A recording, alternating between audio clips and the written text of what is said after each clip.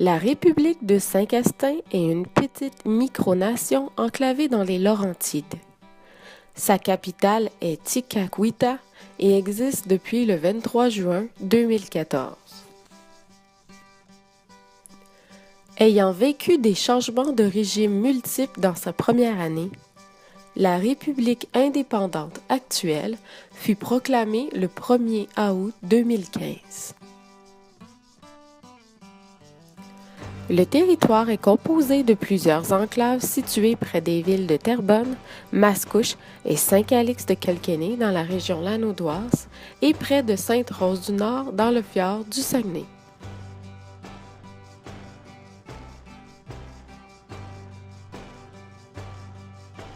Fondée le 23 juin 2014, elle se veut un exercice démocratique où les peuples indigènes laurentiens, soit les Algonquins Anishinabés, les Cris, les Montagnais ainsi que les Naskapi, et aussi des peuples de langue iroquoise comme les Mohawks et les Hurons-Wendat, vivant en harmonie avec les descendants européens et métis. Le gouvernement en place, un gouvernement travailliste élu au scrutin universel uninominal, applique une politique linguistique de mise en valeur du français d'Amérique du Nord, mais aussi des langues indigènes algonquines et iroquoises, telles des langues vivantes comme le montagnais Naskapi, l'Anishinaabe, l'Atikamekw et le Mohawk.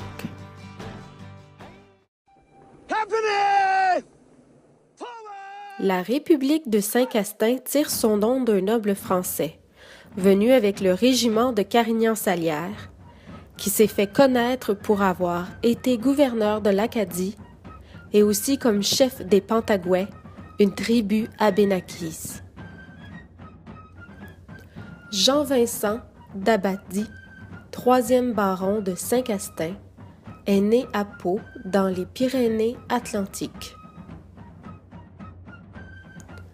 Il est descendant des comtes de Foix. C'est quelques années après avoir servi en tant qu'officier en Nouvelle-France que le baron décide de s'établir en Acadie, plus particulièrement à Fort-Pentagouet. Son habitation qu'il construit devient le cœur du premier village franco-abénaki en Amérique, c'est-à-dire le premier village métis. Il épousera Pédianske, fille du chef des Pentagouais, Madoc Kawando, avec qui il a eu 2 enfants. À la mort de cette dernière, il épousa en secondes noces sa sœur Niskomwe, avec qui il aura 8 enfants. À la mort de son beau-père Madoc Kawando, il devient chef des Pentagouais. Jean-Vincent d'Abbadie mène en terre d'Acadie de nombreuses luttes contre les Anglais. Il retourne vers 1700 en France pour régler la succession en faveur de son fils Bernard Anselme, qui devient officiellement le 4e baron de Saint-Castin. Il décède en 1707 à Pau.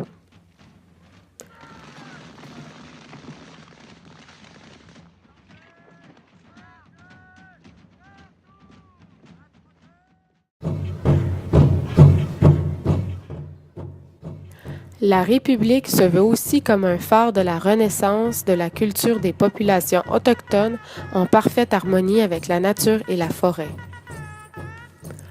Une culture imprégnée par le respect de la nature. Chez les peuples algonquins, chaque animal chassé doit être utilisé jusqu'au dernier ligament, au dernier os. Tout y est utilisé, et quand on dit tout, c'est la totalité qui est utilisée dans la vie de tous les jours. Des lances avec les os, du cordage avec les nerfs, des instruments de musique, des vêtements et bien sûr se nourrir. Les valeurs traditionnelles, les légendes spirituelles apportent à Saint-Castin une base de respect de l'écologie qui exista bien avant les premiers mouvements de défense écosystème. Cette culture qui fut négligée depuis des siècles, victime d'un véritable génocide culturel.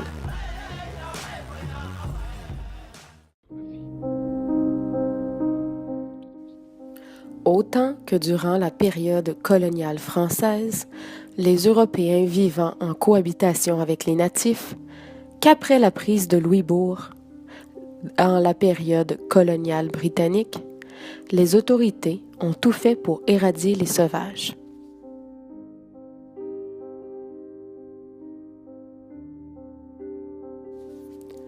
L'Amérique du Nord fut le théâtre d'une guerre bactériologique, auquel les Amérindiens furent sans défense. C'est avec les maladies européennes que les puissances européennes cherchèrent à réduire la population autochtone au néant. Draps souillés de typhus, de variole, de grippe furent envoyés expressément dans les différentes Premières Nations. La maladie se répandit et les Amérindiens tombèrent comme des mouches. À titre d'exemple, dans la première moitié du XVIIe siècle, la population huronne fut pratiquement anéantie. Des 40 000 personnes à l'arrivée de Champlain à Québec, 40 ans plus tard, il n'en restait que 1000.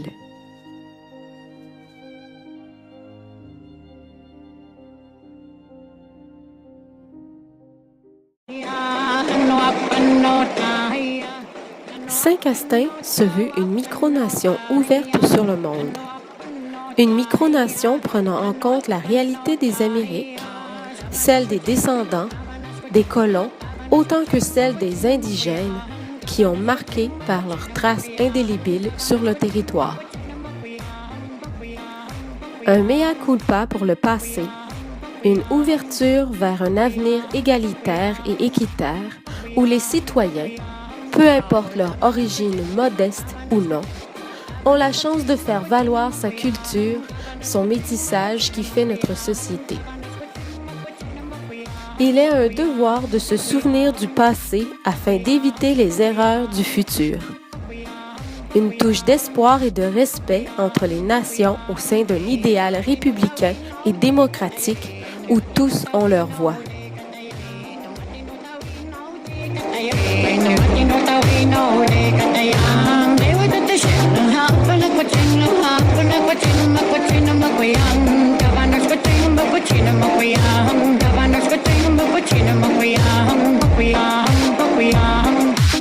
We are